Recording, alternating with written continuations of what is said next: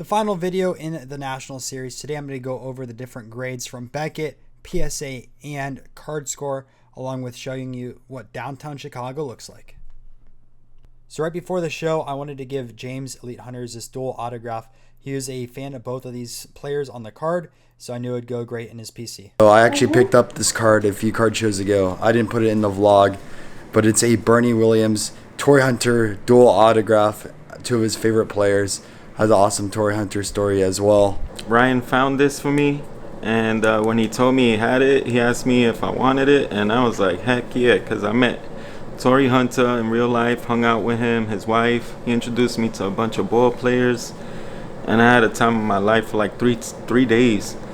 Just it was a blast. It would take too long a story for this short video. And as Bernie Williams, one of my favorite Yankees, someone who kickstarted the Yankee dynasty, baby bomber. Yeah, I never even thought I'd own something like this until he sends me a picture. Hey, do you want it? I was so excited. I was like, yeah, man, this thing is so beautiful. Thank you.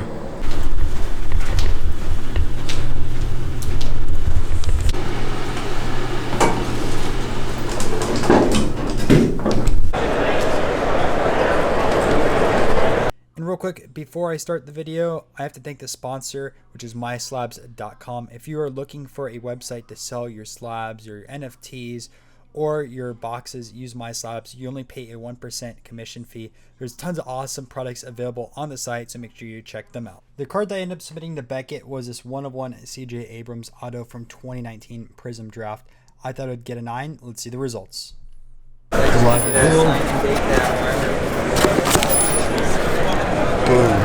CJ Abrams 1/1 is now a slab. Thank you again, Beckett, right here. My CJ Abrams is now slabbed. Super happy about it. Next, the grading of the Ty Cobb. Steven submitted it to PSA. I personally think it's going to get authentic, but we'll see. What's up, guys? So we went yesterday, submitted the Cobb, came early to the show today, and we got it back. And it wasn't able to get a grade, but it is authentic altered. If you look closer at the card, you can kind of see how it's warped on the left side and the right as well, but it's still a cool card. I think the surface in the front looks very nice. I'm super excited just to have it slabbed and have it real. Also, with it being a rare back, the 460 out of 25. Super happy. Also, they're gonna get some PSA merch as well. Check out what they got. They got some really cool stuff, good quality hat and shirt. And finally, the Cardscore grade. Now, when I submitted this Brady originally to PSA, I personally thought I was going to get a 7 or an 8. It came back as 6. So let's see what the app users say. So finally, here's the score on the Tom Brady. Go over to My Cards. Click on the Brady, and you can see that it got a 72. Corners got a 68, surface 71, edges 67, and centering got an 80. You can see the front right here and the back right there. And with this last purchase of this 2018 Devers triple patch from National Treasures, my national experience is over. But I was still in Chicago for the weekend, and I decided to film my adventures with that. So you're going to see some clips going on in the background, and I'm going to be talking about my national experience. All right, so here's the recap of the national. First off, it was such a fun time. It was awesome meeting a lot of different people from either Twitter, YouTube, or Instagram. And it was awesome shopping around for different cards. The National brings dealers all across the country, so you get to see a fresh supply of cards rather than if you go to the same show over and again, you're going to see the same dealers and the same cards often. But a few different notes, a few different talking points that I wanted to briefly mention before I end up recapping this series. So first off, this was the second largest national in history. Largest was in 1991, which was exactly 30 years ago, in the middle of the junk wax era. The biggest one right now is in 2021, in the middle of the junk slab era. So kind of funny, 30 years apart. We're both in different eras with junk involved. Now, one thing I really liked about the National compared to other shows is the amount of vintage here. It's really a vintage heavy show, and with all the modern at most of these shows, I mean, if you see the videos, most of these shows are about 80-90% modern.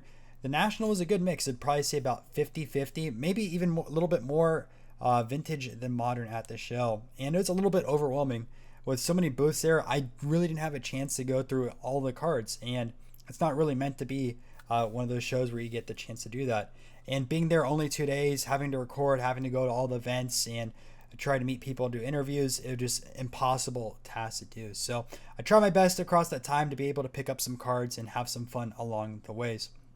One thing I really noticed here at the show, though, was baseball vintage was kind of overpriced in comparison to what they've been going for on eBay. Maybe there's a little bit of a correction eBay recently, or the dealers were asking a little bit more just because it was the National and people know that they're going to buy at the show because if it's an experience. Either way, a lot of prices were over the last sold on eBay. And this was a kind of interesting point because I didn't buy one baseball card at the show. You guys know I have a ton of vintage baseball cards, and I almost pulled the trigger on 1 or 2 cards, but I just ended up passing on them for one reason or another. I mostly got boxing and golf cards, which I'm not complaining about because I PC both of those sports, but on the same time, like, I wish I picked up some vintage baseball. Now, the 2 sports which I barely saw at the show at all, first off was hockey. There were so few hockey cards at the show, and I was really surprised with that one. But the bigger surprise was soccer. I know a few different people in the soccer community helped bring over a superstar in soccer, but there wasn't many soccer dealers. I feel like at the local shows, even that I go to, there was the same amount of dealers there that sold soccer cards as there was at the National. So there's kind of an imbalance there. I could see that changing a lot in the future because I feel like it's getting a lot more popular. But at the same time, it was kind of weird how there was no really soccer sellers out there. Sure, there's a few, but not as much as any other sport. It was mostly baseball, basketball, and football. Another point I wanted to briefly talk about is the amount of slabs. So a few people already covered this, but there's a lot more SGC slabs at this show than other shows that I've seen. There wasn't much CSG though. So I saw a lot of PSA, I saw a lot of SGC, I saw quite a few Beckett, but CSG just really wasn't representative.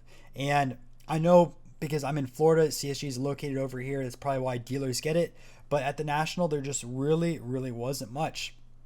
One thing that was really predominant during the show, and I think this was really started from the YouTube side of things, was trading. So a lot of people watch their favorite card show YouTubers go out there and make trades. It really started with kind of like Sasha T.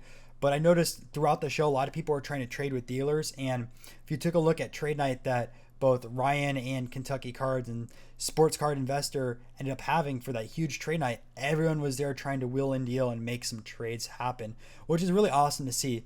That event, though, was so overwhelming. I mean, I got in there within the first few minutes and almost all the tables were taken. There's people all over the ground. It was a crazy sight and it was a lot of fun. I had to bounce a little bit early to make sure I got to the Blake Jameson trade night so I could interview some of these different Topps artists. Otherwise, I probably would have stayed there for a very long time and try to make some deals happen. So one thing I really liked about the National this year also is the location in Chicago. I think Chicago is a perfect city to host it because you have the sports teams there, you also have the food, and you have the culture. There's so many different things to do around Chicago, and I really enjoyed it.